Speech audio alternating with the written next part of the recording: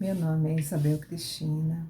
Eu quero relatar aqui uma experiência que eu tive que deu início em 28 de outubro de 2021.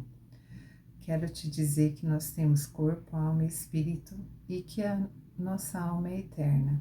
Se você está pensando em tirar sua vida pelo desespero, a dor, não faça isso. Ouça essa experiência.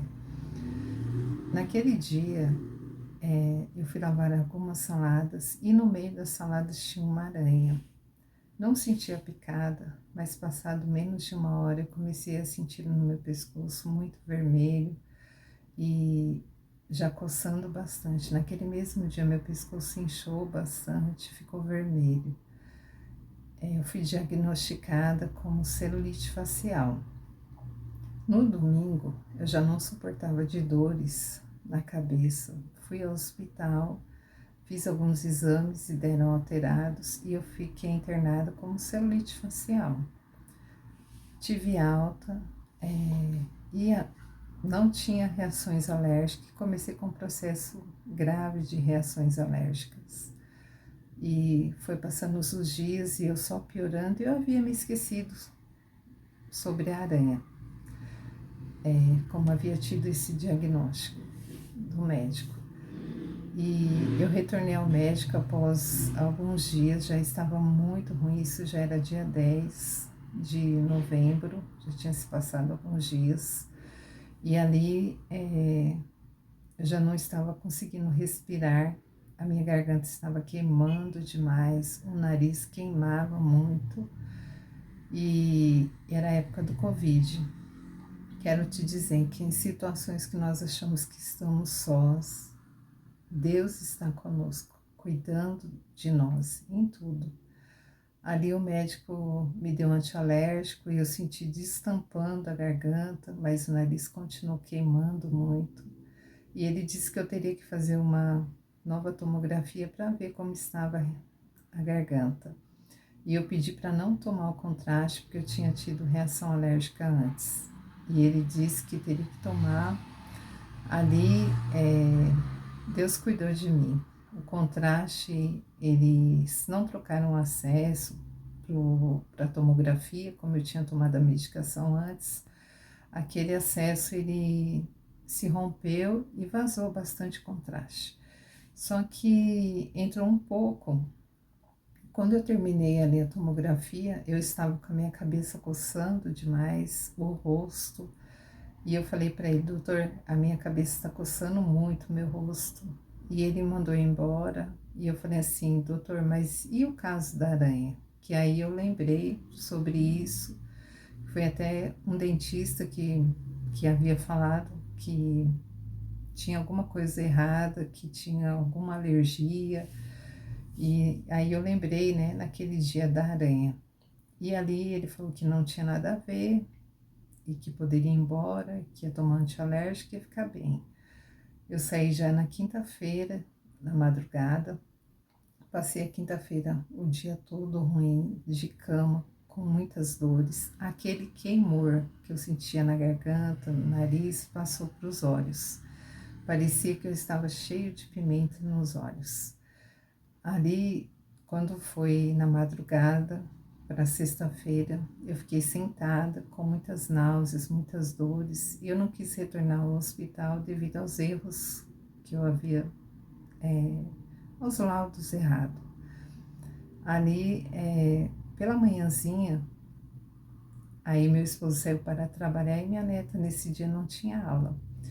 Quando de repente eu comecei a sentir muitos tremores no meu corpo e o meu corpo começou a pular na cama. E eu senti um estrondo muito grande na minha cabeça e depois uma dor muito grande no peito e começou a queimar e todo o meu corpo adormeceu. Quando eu olhei, eu estava no teto do quarto e o meu corpo na cama. E eu comecei a falar, Jesus, isso aqui está muito estranho. E eu lembrei da minha neta. A minha consciência estava totalmente ali ativa. E eu falei, Senhor, eu estou morta, mas eu não quero que ela me veja aqui desse jeito no quarto, porque todos os dias ela entrava para me ver. E ali eu tentei entrar no corpo. Eu fiz uma força muito grande, só que não consegui. Eu tentei a segunda vez. Quando eu tentei a terceira, tinha como uma madeira, uma barreira, e eu não conseguia, entrei em desespero. Ali eu já vi que havia no meu portão aquele carro que pega defunto e estava ali me levando. De repente eu fui transportada para um local onde tinha uma pessoa que eu precisava liberar o perdão. Estava muito angustiada, triste com aquela pessoa, e era me dito por outra pessoa, perdoa. E eu cruzava, punha as mãos no meu peito e falava assim, eu não consigo. Balançava a cabeça, eu não dizia nada, mas eu só dizia comigo que eu não conseguia. E aí era me dito, se você não perdoar é pecado. Dali eu fui transportada para vários lugares, até onde eu fui no hospital. E eu me via o meu corpo na maca e a minha filha chorando muito em cima de mim. E uma enfermeira do lado falando que não tinha mais o que fazer. E ali eu vi que eu fui transportada para um novo local, onde eu ficava num quadrado e tinha um vidro transparente, totalmente transparente, muito grande. E ali, do outro lado, havia uma criança, só que eu não sabia que aquela criança era o inimigo disfarçado, porque o inimigo se disfarça até de anjo de luz, para nos confundir. E ali eu via que ele tinha autoridade e que ele tinha os adeptos, e ele falava, pedia com a mão 9.